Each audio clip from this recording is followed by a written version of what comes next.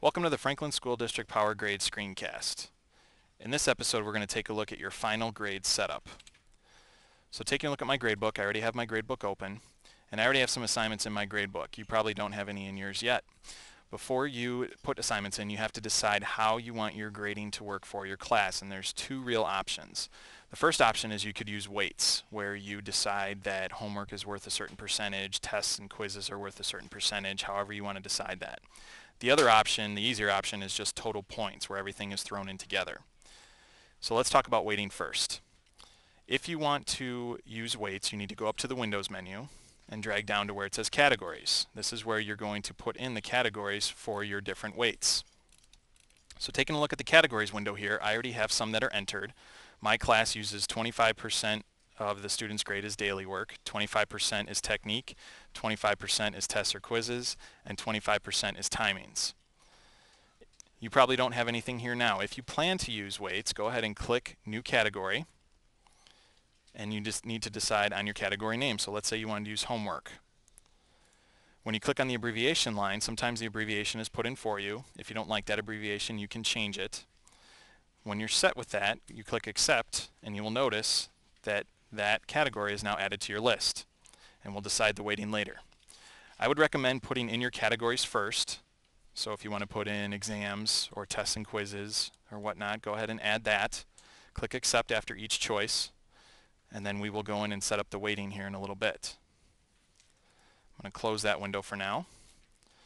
Okay, now if you want to do total points, or after you put your weights in, you're going to go on to this next step. The next step is to go to Windows and choose Final Grade Setup. Final Grade Setup will take you to this window where you want to make sure you are on the current quarter or current semester. Okay, this check mark means that this column will show on the spreadsheet, so that should be checked. And here's where you need to set up your category or your total points. This factor type, this line, has a drop-down choice. If you click that, you can choose total points or category points. So let's say you're doing total points. Let's leave that at total points. That means that everything is going to be weighted over here at 100%. So we'll leave that alone. So if you're a total points person, your screen should look like this. If you're a category person, go ahead and click the factor type drop-down. You're going to choose category points. And here is where you're going to choose, and you're going to choose your categories, and these are the categories you entered earlier. So my first one I'm going to choose is daily work. I'm going to click the weight, and I'm going to change it. I want it to be 25% of the grade.